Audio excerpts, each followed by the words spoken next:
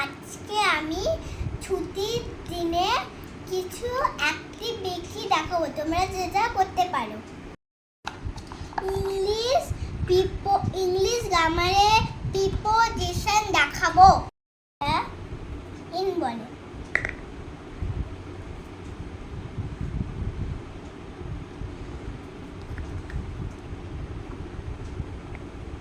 এটা অন বলে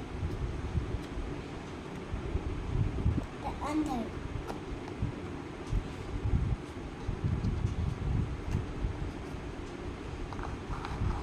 এটা বিউটি